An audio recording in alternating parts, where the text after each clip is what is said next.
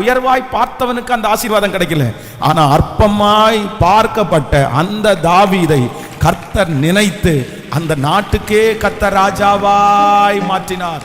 அதனால ஆண்டவர் அற்பமாய் நினைக்கிற ஒவ்வொருத்தரையும் கர்த்தர் பிளஸ் பண்ண போறார்.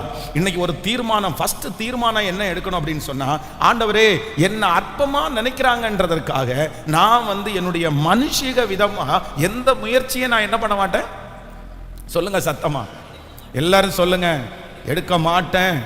எடுக்க மாட்டேன், நானே இதை செஞ்சிருவேன், நானே இதை பண்ணிடுவேன் அப்படின்னு சொல்லிடவே கூடாது. கர்த்தரே செய்வார், ஆண்டவரே அது துவங்குவார், கர்த்தரே ஆரம்பிப்பார், கர்த்தரே நமக்கு கை கொடுப்பார். எந்த இடத்திலே அற்பமாய் நினைக்கப்பட்டோமோ அதே இடத்துல கர்த்தர் நம்மை தலையை நிமிர பண்ணுவதற்கு கர்த்தர் வல்லவராய் இருக்கிறார். நம்புறவங்க கரங்களை மேல தட்டி முழு பலத்தோடு இயேசப்பா, அற்பமாய் நினைக்கிறவர்களுக்கு முன்பாக எங்களுக்கு ஒரு மிகப்பெரிய அலங்காரத்தை கர்த்தர் தருகிறதற்காக ஸ்தோத்திரம்.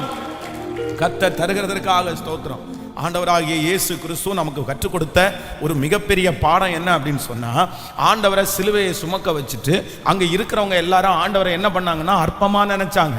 நீர் தேவகுமாரன் ஆனால் சிலுவையிலிருந்து கீழே இறங்கி, சொல்லுங்க, கீழே இறங்கி வாங்க அப்படின்னு கூப்பிடுற